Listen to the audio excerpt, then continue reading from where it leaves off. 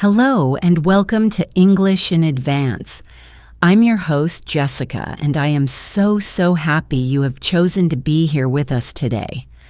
I want you to think about a moment I know you have experienced. You are in a conversation. Maybe it's with a native speaker, maybe it's in a business meeting, or maybe it's just with a friend. Someone asks you a question. And in your mind, in your native language, you have the perfect answer. It's smart, it's funny, it's insightful. You know exactly what you want to say. And then you just freeze. You can feel your brain turning. You can almost hear the gears grinding. You are desperately trying to find the right words. You grab a word from your language, you try to find its English partner. You think, okay, what is the grammar rule? Is it past simple? Is it present perfect? You start building the sentence, word by painful word, and by the time you have the sentence constructed, you open your mouth, and the conversation has moved on. The moment is gone. Or what you say comes out sounding just wrong. It sounds robotic, unnatural, and you know it doesn't represent how smart you really are. If you have ever felt that sting of frustration, that feeling of being trapped behind a wall, I want you to take a deep breath. You are not alone. This is not because you are bad at English. It is not because you are not smart. It is because you are still doing the one thing that is holding you back from true fluency. You are translating. Today we are going to talk about the single most important skill you will ever learn in your English journey. We are not talking about a small tip or a grammar hack. We are talking about a fundamental shift in your entire relationship with the language. We are going to talk about how to stop translating in your head and how to start, finally thinking directly in English. This is the bridge. This is the difference between knowing English and using English. This is how you go from being a student to being a speaker. It's the key to sounding natural, speaking faster, and feeling confident. It's the key to finally enjoying the language instead of just working at it. So I want you to get comfortable. This is not a short 5-minute tip. This is a deep dive, a masterclass. This is a workout for your brain. We are going to break down why you translate, and then we are going to build step by step the new habit of thinking in English. This is the podcast that could change everything for you. So let's begin. First things first, we need to be kind to ourselves. We need to understand why we translate. You didn't just pick up this bad habit. Translating is the natural result of how most of us learned English. It is a logical default setting. Think about how you learned your very first language, your mother tongue. When you were a tiny child, you didn't have another language to translate from. You learned by direct connection. You saw a round, red fruit, and your parents pointed and made the sound apple. You didn't know what a noun was. You just knew that thing was an apple. You felt the cold, wet stuff, and you heard water. You felt sleepy, and you heard bedtime. You made thousands, millions of direct connections between a thing, a feeling, or an idea, and a sound. Your brain built a direct one-step system. Thought equals sound. Now think about how you probably learned English. You sat in a classroom. Your teacher pointed to a picture of an apple and said, "This is an apple." And then they probably told you the word for apple in your native language. Or you wrote it down in your notebook. Apple equals the word for apple in my language. Do you see the difference? You didn't create a direct link from the object to the English word. You created a link from the English word to your native language word. You essentially taught your brain that English is a code for your language. You built a 3-step process. Step 1. You have a thought or see an object, e.g., you see an apple. Step 2. Your brain finds the word for it in your native language, e.g., manzana. Step 3. Your brain then searches its mental dictionary to translate that word into English, e.g., manzana means apple. And then you speak. This system is not wrong. It works. It helps you pass tests. It helps you read.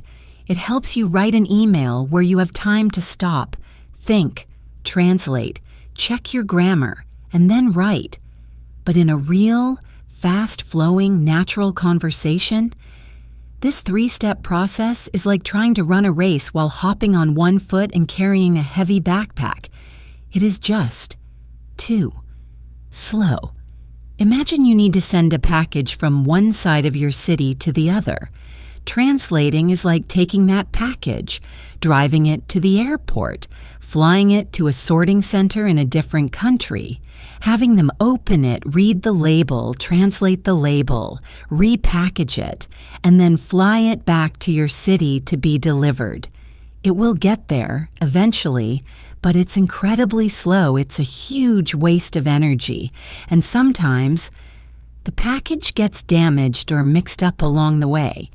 Thinking directly in English is building a direct highway, a tunnel, right from one side of the city to the other.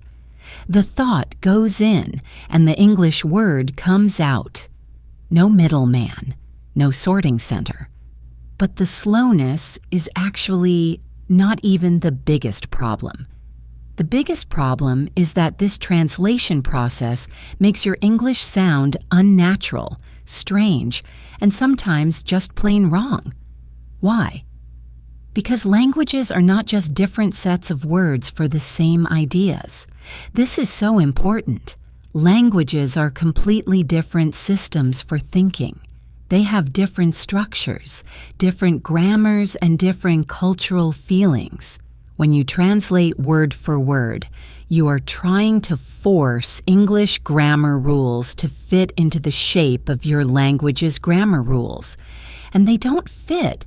It's like trying to put a square block into a round hole.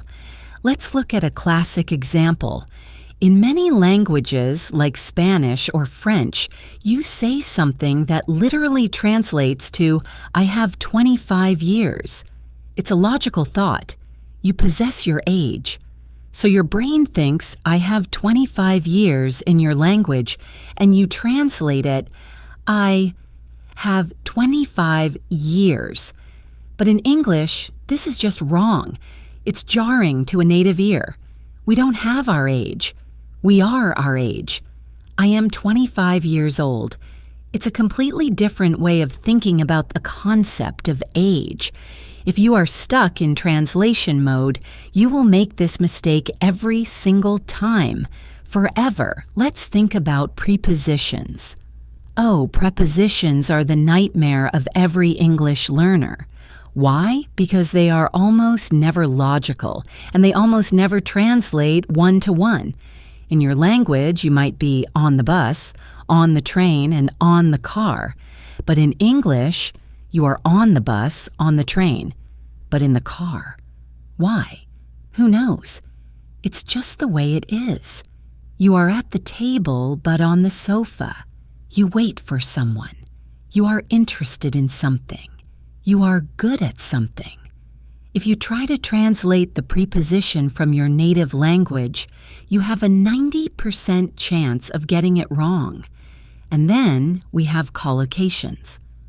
Collocations are words that just like to be together. They are friends. They sound right to a native speaker. For example, we don't do a mistake. We make a mistake. But we don't make homework. We do homework. We don't make a shower. We take a shower. Why? No reason. It's just the music of the language. If you are translating, you will say, I did a mistake, and a native speaker will understand you, but it will sound off. It's a clear sign that you are thinking in another language. And finally, translating is exhausting. It's mentally draining. Your brain is doing two jobs at once. It's thinking the thought, and then it's performing a complex linguistic translation. That is a massive cognitive load. It's like trying to have a deep conversation while also solving long division math problems in your head. This is why, after a 30-minute English conversation, you feel like you need to sleep for a week. This brain ache is what makes you avoid conversations. It's not that you don't want to talk, it's that your brain is just too tired. So let's review. Translating is slow, it's inaccurate, it makes you sound unnatural, and it is completely exhausting. It is the single biggest wall standing between you and the fluent, confident speaker you want to be. Okay? We have diagnosed the problem. We understand it. Now, how do we fix it? If you have been translating for 10, 20, or even 30 years, it can feel impossible. It feels like this is just how your brain is wired. But I am here to tell you with 100% certainty that it is not impossible. It is a habit, and a habit, no matter how old, can be replaced. You are not going to break the habit of translating. You are going to build a new, better, faster habit. You are going to build that new, direct highway in your brain.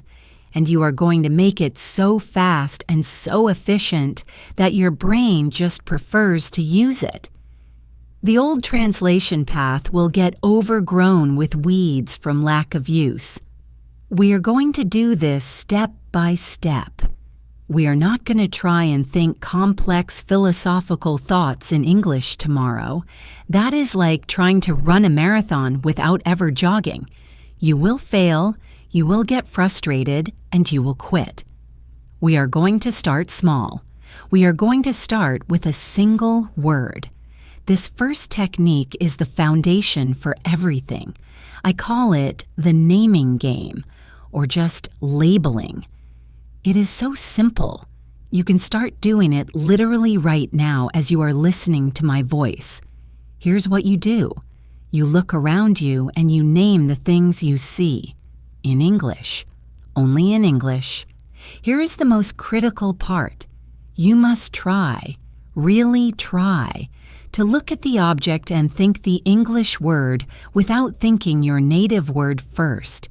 You are forcing that direct connection. Look at the object and connect it directly to the English sound. Let's practice together, right now, wherever you are.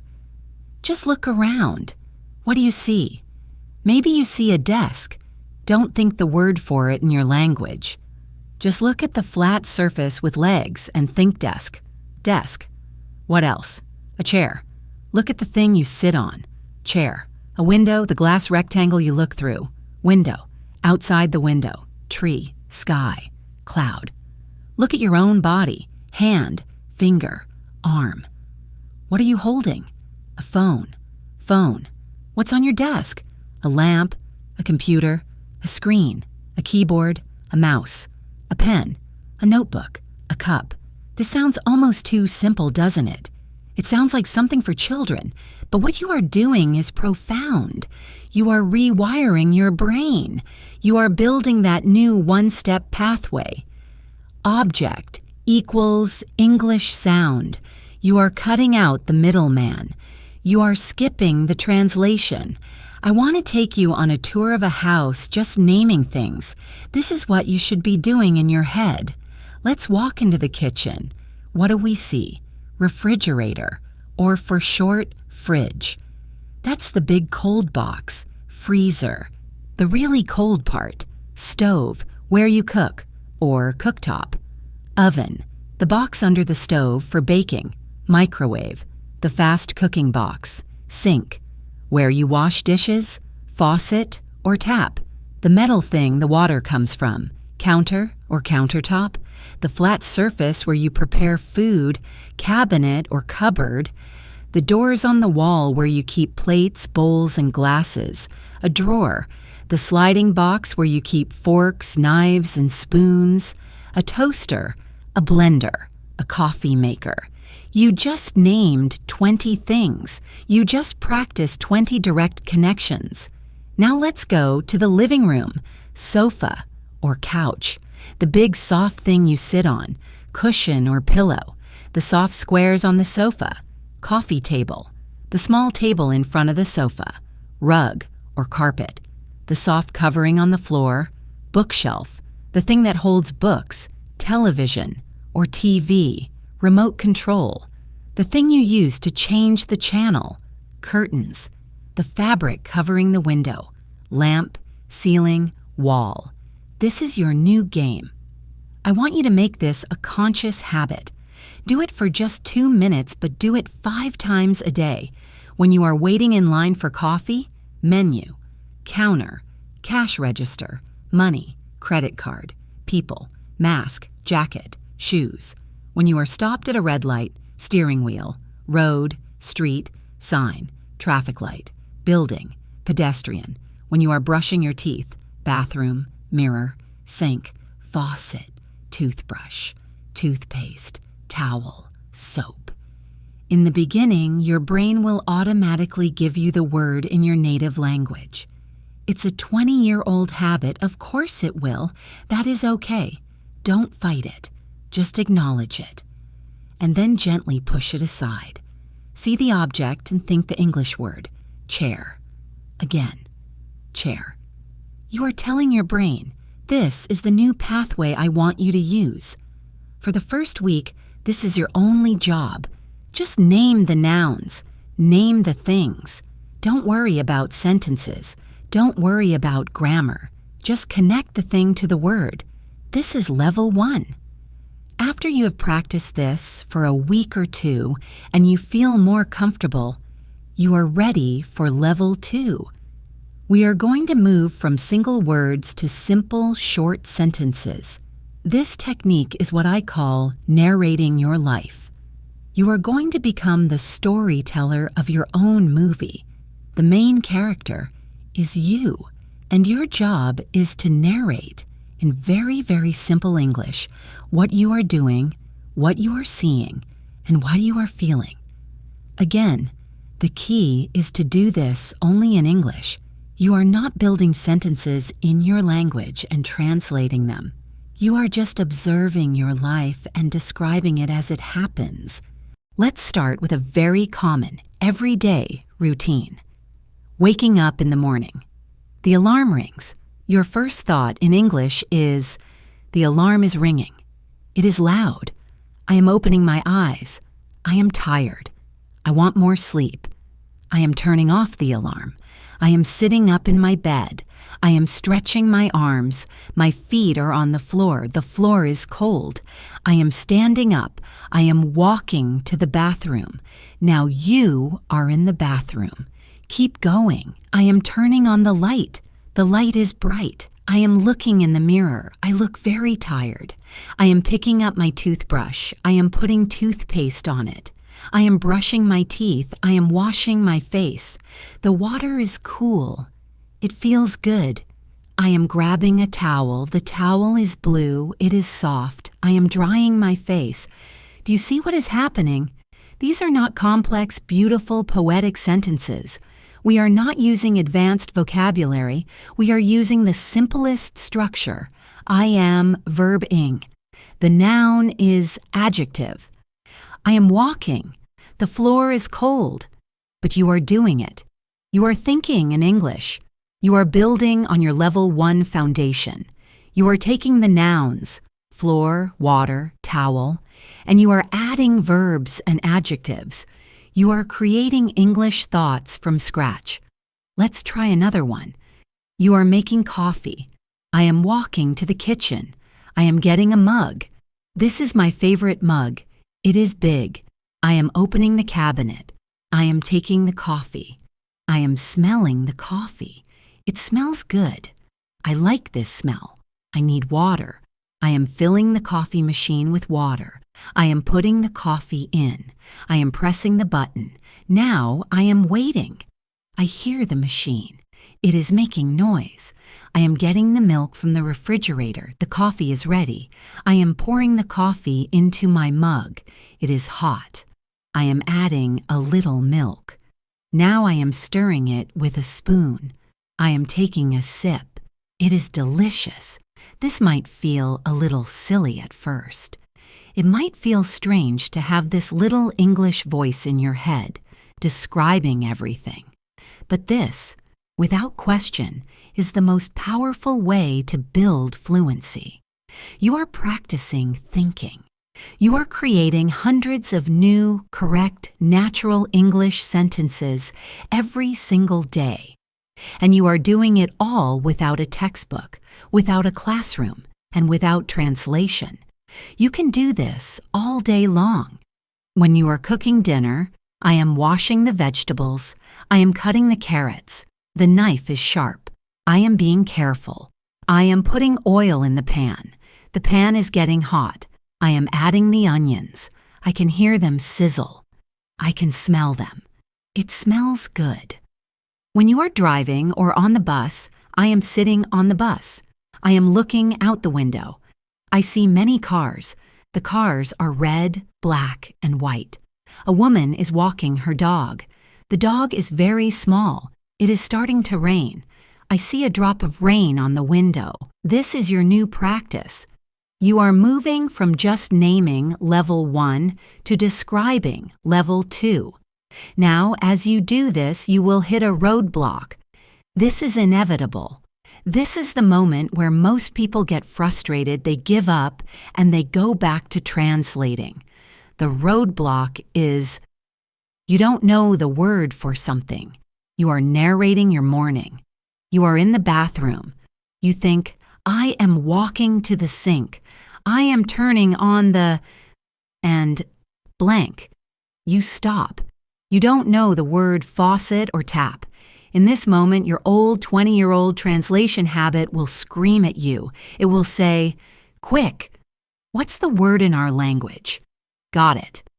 Now, pull out your phone. Open Google Translate. Type the word. Ah, it's faucet. Okay, now you can continue. You must resist this temptation. The moment you run to a bilingual dictionary or a translator, you have broken the direct connection. You have left the new, direct highway and gone right back to the old, slow, inefficient sorting office. You have reinforced the old habit. So what do? You use the single most important communication skill you can learn. It's a big word, circumlocution. Circumlocution just means talking around the word. You describe the word you don't know, using the simple English words you do know. Let's go back to our bathroom example. You don't know faucet. What do you think instead? You think, I am turning on the thing, the metal thing. The water comes from this thing. I turn the handle and water comes out. Guess what? You just successfully continued your thought. You stayed in English. You solved the problem in English. This skill is everything. This is what native speakers do all the time when we forget a word. We don't just freeze. We say, oh, I'm looking for the thing you use to flip pancakes. And the other person says, a spatula. Yes, a spatula. This is a real-world, high-level communication strategy. Let's practice this. It's a fun game. You are cooking, and you forget the word whisk. Don't translate. Describe. I need. The tool. The tool for mixing the eggs. It's made of metal wires. It's shaped like a balloon. I use it to mix things very fast. That is a perfect description. Let's try another. You forget the word stapler. I need the object. For my desk, I use it to put papers together. It uses a small piece of metal. It makes a click sound. Wonderful. How about gloves? It's cold outside. I need to wear hand shoes Or covers for my hands, they keep my fingers warm. Hand shoes is not a correct word. But who cares? It is brilliant communication. It is 100% understandable, and you created it from English. You thought your way to a solution. This is your new golden rule. Do not translate. You must describe. When you hit a word you don't know, you should feel excited. This is not a failure. This is a practice opportunity. It's a puzzle. How can I say this? Using only the simple words I already have, you will be amazed at how creative you can be. You don't know umbrella, you say, the thing you open when it rains. It keeps you dry. You don't know backpack? You say, a bag you wear on your back. Students use it. This skill does two things. It keeps you in the English part of your brain. It keeps the flow going. It makes you a much more effective communicator because you learn to express ideas, not just say words. So let's review our journey so far. Level 1, naming things. Chair, table, sky. Level 2, narrating your actions in simple sentences. I am sitting on the chair. I see the sky. And our golden rule, when you're stuck, describe the word, don't translate it. Now we are ready for level 3. This is where it all comes together. This is the ultimate goal. We are going to move from narrating what you do to narrating what you think. This is the inner monologue. This is when you start having real internal conversations with yourself. In English, you stop being just a narrator describing the scene, and you start being the character thinking the thoughts. You are now planning, deciding, questioning, and forming opinions. Let's go back to the morning. The level 2 narration was, I am walking to the kitchen. I am opening the refrigerator. I see eggs and bread. The level 3 inner monologue is, I am hungry. What should I eat for breakfast? Well, let's see. What is in the fridge? I have some eggs. I have bread. I also have that yogurt. I don't really want yogurt today. I think I want something warm. Okay, I will make scrambled eggs and toast. That sounds good. Yes, I will do that. I need 2 eggs, the bread. Oh, and I need butter. Where is the butter? I thought it was right here. Ah, there it is. Behind the milk. This'll be a good breakfast. Do you see the massive difference? This is not just, I am getting the eggs. This is, what should I eat? This is, I don't really want yogurt today. This is, that sounds good. This is, where is the butter? You are planning, you are deciding, you are having opinions. All 100% in English. Let's do another one. You are getting dressed. Level 2. Narration. I am opening the closet. I am taking a blue shirt. Level 3.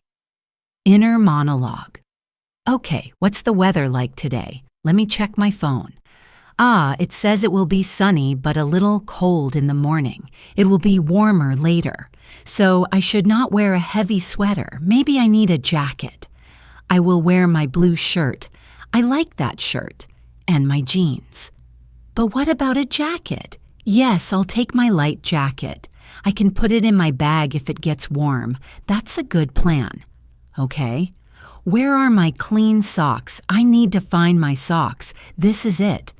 This right here is what it means to think in English. It is not some magical, mysterious, advanced skill only for fluent people. It is the simple, practical, step-by-step process of having these internal conversations. You can do this for everything. When you are at work, okay, I have 3 emails to answer. This one from my boss is important.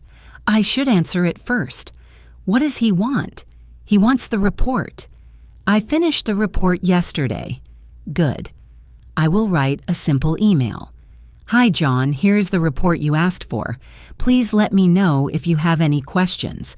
That's perfect. Simple. Done. Okay, next email. when you are planning your evening? You. I finish work at 6 p.m. I am pretty tired. What should I do tonight? I could go to the gym. I should go to the gym, but I really don't want to. I think I will just go home. I'll go to the gym tomorrow, yes. Tomorrow is better, so I will go home. What will I make for dinner? I have that chicken I bought. I could make chicken and rice. That's easy. Yes. Chicken and rice. And after dinner, I will watch a movie. What movie? That new one on Netflix. I heard it was good. I'm excited. You just planned your entire evening. You made decisions. You negotiated with yourself. And you did it all in English. This is the goal. You start with level 1, naming. You build up to level 2, narrating. And you graduate to level 3, inner monologue. Now, you are probably thinking, Jessica, this sounds wonderful, but how can I have these thoughts if I don't have enough words? I'm trying to have an inner monologue, but I just don't have the vocabulary. This is an excellent question. The techniques I have given you so far, naming, narrating, inner monologue, are output techniques. You are producing language. But this must be balanced with input. You need to get a lot of English into your brain, so you have the raw materials, the bricks, the wood, to build your thoughts. Think of it like a bank account. The input, listening and reading, is depositing money into your account. You are gathering vocabulary, grammar, and sentence structures. The output, thinking, speaking, and writing, is spending that money. You are using the resources you have. You cannot spend what you do not have. This is why you get frustrated. Your output, your desire to speak, is bigger than your input, your vocabulary. And there is no point in having $1 billion in your bank account if you never ever spend it. This is the student who can pass any grammar test but cannot order a coffee. You must do both. You must deposit and you must spend. So let's talk about how to get good input. How do we fuel our new thinking in English brain? This is where immersion comes in, but we are going to be smart about it. Immersion does not just mean playing an American movie in the background while you clean your house. That is just hearing English. It is noise. It is not listening to English. You need active, comprehensible input. Comprehensible input is a famous term from linguist Stephen Krashen. It just means English that you can mostly understand. If you are a beginner and you try to watch a TV show about doctors or lawyers, you will understand maybe 10% of the words. You will be completely lost and frustrated. You will learn nothing. This is not helpful. You need to find things that are at your level or just a little bit above your level. Strategy number 1, create your English bubble. This is the easiest and most powerful thing you can do today. Take your phone, right now, or after this podcast. Go into the settings and change the language of your entire phone to English. This will feel very strange and uncomfortable for about 2 days. You will feel lost. But think about what you are doing. Every single time you unlock your phone, you will read "slide to unlock." Not the words in your native language. You will see messages, calendar, settings, missed call, new email. You are forcing your brain to use English for real, everyday tasks. You are not studying these words. You are using them. You are building hundreds of direct connections. This is level 1 naming on autopilot. Do the same with your computer. Do the same with your social media accounts. Change the language settings to English. When you post a picture, the buttons will say like, comment, and share. You will learn these words instantly, forever, without ever studying them. Strategy number 2, the smart way to watch TV and movies. This is a fantastic way to get input, but how you watch is everything. Let's talk about subtitles. Option 1. Subtitles in your native language. This is the worst option. Please, I am begging you, stop doing this. If you are reading in your native language, your brain is 100% focused on reading. It is not listening to the English. You are just practicing reading your own language. This is not helpful. It is a waste of your time. Option 2, English subtitles. This is a very, very good option. This is active learning. You are hearing the English sounds and you are seeing the English words at the same time. This is incredibly powerful for connecting sounds to spelling and learning new phrases. You will hear a new phrase, see it written, and understand it from the context of the scene. This is a fantastic tool. Option 3, no subtitles. This is the advanced level. This is your ultimate goal. This is difficult, yes, but it is the ultimate workout for your ears. You are forcing your brain to rely 100% on its listening skills. You are learning to understand the music, the rhythm, and the intonation of the language. So here is my to-watch suggestion. Find a show you like. An episode is about 30 minutes. Watch it the first time with English subtitles. Focus on understanding the story. Enjoy it. When you hear a new phrase you like, write it down. Then, a few days later, watch the same episode again, but this time with no subtitles. Why is this so powerful? Because you already know the story. You won't be lost. You know what is happening. So your brain can relax and just focus on the sounds. You can listen to how they say things. You will be amazed at how much more you understand the second time. This combination is incredibly effective. Strategy number 3, active listening with podcasts and audiobooks. You are doing this right now. Podcasts like this one, English in Advance, are designed to be comprehensible. I speak clearly and I explain concepts. But don't just find Learn English podcasts. Find podcasts about topics you love. Do you love cooking? Find a podcast about cooking. Do you love video games? Find a podcast about gaming. Do you love history, science, business? There is a podcast for everything. If you are interested in the topic, you will focus more and you will learn the vocabulary for the things you actually want to talk about, and listen actively. When you hear a great new phrase, pause the podcast, say the phrase out loud, try to use it in your inner monologue later that day. Strategy number 4, read. Read things you enjoy. If you are a beginner, there's no shame in reading children's books. They are perfect. They use simple grammar and core vocabulary. You can also find graded readers. These are books that are specially written for English learners at different levels. Read news articles about your hobbies. Read blogs. Read comic books. It doesn't matter what you read, just read. Reading is the best way to see how sentences are built and to learn new vocabulary. So we have our spending plan, level 1 naming, level 2 narrating, level 3 inner monologue, and we have our saving plan, your English phone, smart TV watching, and active listening and reading. You must do both, deposit and spend. Now, I want to talk about the last piece of the puzzle. This is the most important one, patience and mindset. Everything I have described today is a process. It is not a magic switch. You have spent your entire life building that translation highway in your brain.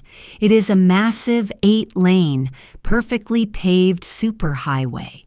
Your thoughts travel down it at 100 miles per hour, automatically, without you even thinking.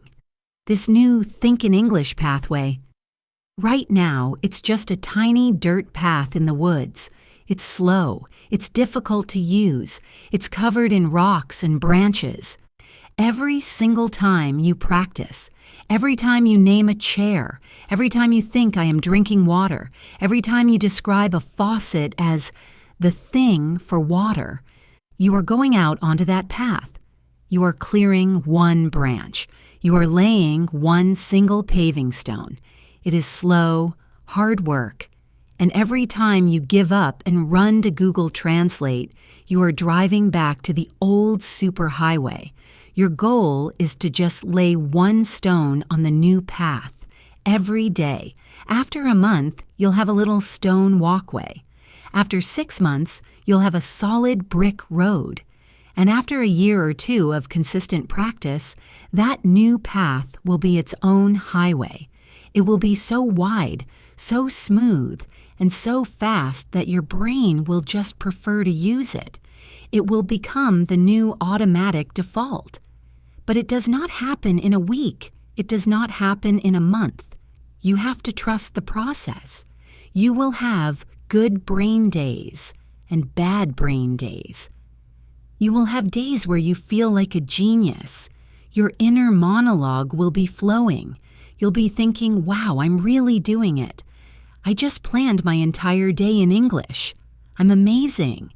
And you will have days, maybe the very next day, where your brain feels like thick mud. You won't be able to think of the word book. You will feel stupid. You will feel like you have failed and are going backwards. This is normal. This is the most normal part of learning. Learning is not a straight line up. It is a messy, scribbled, up and down and looping process. A bad brain day does not mean you are failing. It just means your brain is tired. It's processing all the new information. On those days, be kind to yourself. Don't try to force a complex level 3 inner monologue.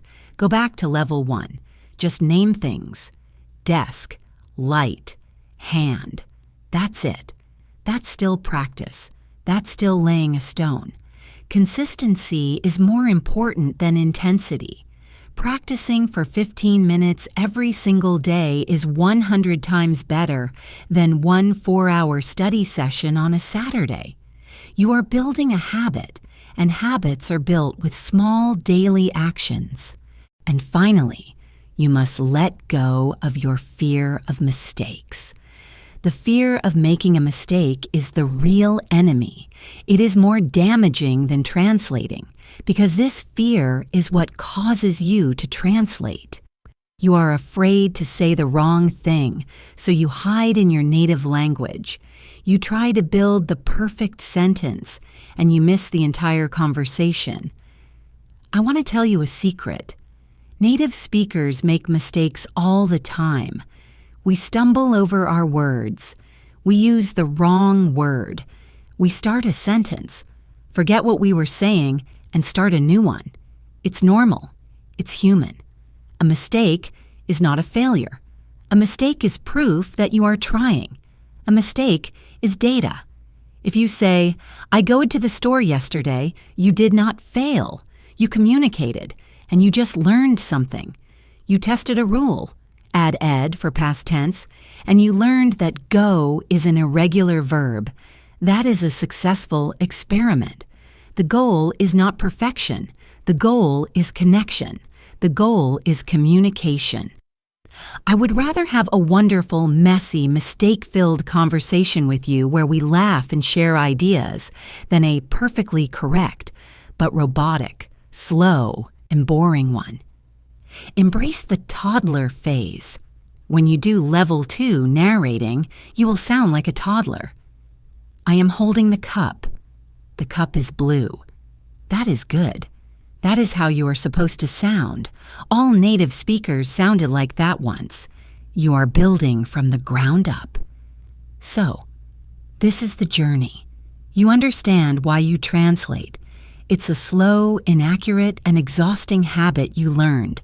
You know how to stop by building a new habit. You start at level 1, the naming game. connecting objects directly to English words: chair, window, tree. You move to level 2, narrating your life, describing your actions in simple sentences. I am making coffee. The coffee is hot. You use the golden rule. When you are stuck, describe, don't translate. It's the thing for mixing eggs. You graduate to level 3, the inner monologue, having your real internal thoughts, plans, and opinions in English. What should I wear today? I think I'll wear the blue shirt.